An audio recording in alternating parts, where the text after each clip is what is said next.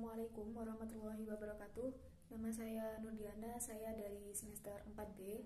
Nah, video kali ini saya akan menjelaskan cara untuk menentukan panjang gelombang maksimal dari sulfat dan juga cara untuk menentukan kadar sulfat dalam sampel.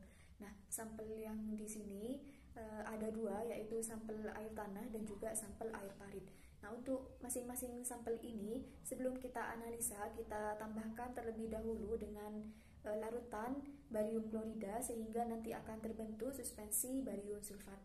Nah, untuk larutan standarnya, yaitu kita menggunakan konsentrasi 0,5, 2,5, 5, dan juga 7,5 ppm. Diusahakan pada kedua sampel yang kita gunakan ini, kekeruhannya berada pada konsentrasi larutan standar yang telah kita tentukan ini. Nah, untuk alatnya, alat untuk mengukur kadar dan juga panjang gelombang sulfatnya, yaitu kita menggunakan spektrofotometri UV vis double beam. Dan juga untuk kuvetnya kita menggunakan kuvet kuarsa. Kenapa di sini kita menggunakan kuvet kuarsa?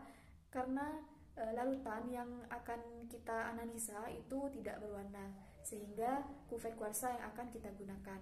Beda lagi apabila larutannya berwarna, maka kuvet yang digunakan yaitu kuvet gelas.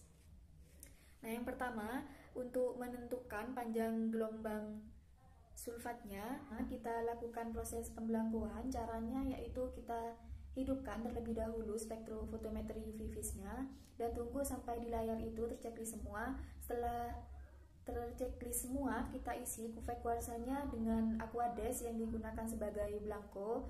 Nah, karena di sini alat yang digunakan yaitu spektrofotometri UV vis double beam, jadi belangkonya yang digunakan yaitu dua. Beda dengan spektrofotometri UV vis single beam, yaitu hanya menggunakan satu belangko. Jadi untuk yang double beam kita bisa menggunakan dua belangko sekaligus. Nah, setelah kita isi kuvetnya dengan aquades, kita tutup. Nah, untuk aquades yang dimasukkan ke dalam kuvet ini kita masukkan sekitar kurang lebih 5 ml. Dan dibersihkan apabila ada sisa-sisa cairan pada luar kuvet. Setelah itu kita masukkan ke dalam alat spektrofotometri UV vis ini. Lalu kita pilih spektrum scan dan selanjutnya pilih spektrum scan set. Kita atur panjang gelombang cara milih wavelength min atau wavelength max. Setelah selesai kita klik baseline dan tunggu sampai kalibrasi energinya mencapai 100%. Setelah selesai kita exit dan selanjutnya kita ganti salah satu belangko yang ada di dalam spektrofotometri UV vis ini dengan salah satu larutan standar. Nah, di sini untuk penggantian larutan standar penentuan panjang gelombang ini terserah kalian mau pakai yang konsentrasi berapa. Setelah itu kita masukkan ke dalam kuvet kuarsa tersebut larutan standar. Jangan lupa sebelum kita memasukkan larutan standarnya ke dalam alat, kita cuci terlebih dahulu kuvet yang akan kita isi dengan larutan standar untuk mengukur panjang gelombang ini. Kita cuci dengan larutan standar yang akan digunakan untuk menentukan panjang gelombang tersebut. Jadi setelah dicuci dengan larutan standar yang akan digunakan ini, kita masukkan kembali larutan standar yang akan diukur panjang gelombangnya sampai kurang lebih sekitar 5 ml yang dimasukkan ke dalam kuvet.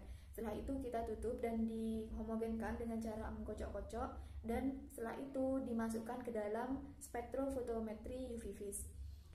Lalu kita atur absorbansinya. Setelah itu kita pilih dan klik set Y access dan kita atur upper dan lower limit dari absorbansinya.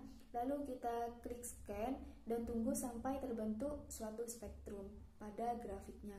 Nah, setelah terbentuk suatu spektrum, maka akan didapatkan panjang gelombang maksimal yang kita cari atau yang kita tentukan nanti akan muncul di layar tersebut.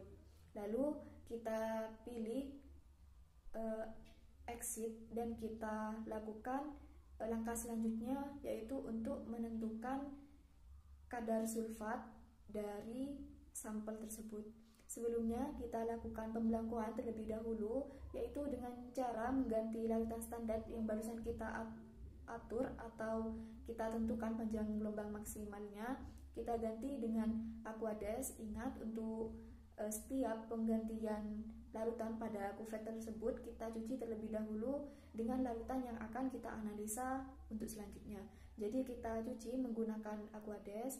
Setelah kita cuci, kita masukkan Aquades sekitar kurang lebih 5 ml dan dimasukkan ke dalam spektrofotometri tersebut. Caranya yaitu kita klik Mine, setelah itu kita klik Standard Clue dan kita klik Sample Set. Nah, di situ kita atur unitnya dari miligram per liter menjadi ppm dan juga kita atur standar dan juga sampelnya. Kita atur sesuai dengan banyaknya standar dan sampel yang kita gunakan.